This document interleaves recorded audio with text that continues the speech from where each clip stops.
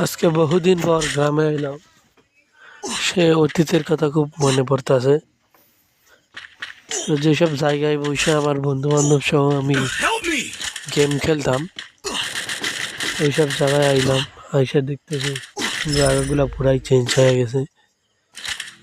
সময়ের কালে আমার বন্ধু বান্ধব গুলো হাইরা গেছে সবগুলো। আমরা সবাই মিলে গেম খেলতাম, কি দিন আসলে ওগুলা।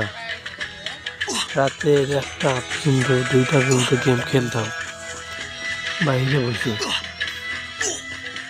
এখন সবগুলা কিরকম ফাঁকা ফাঁকা লাগে। সময়ের কোলে সবাই হাইরা গেছে, আমিও হাইরা গেছি। এখন নতুন নতুন ছেলেপেলেরা গেম খেলতেছে দেখতেছি।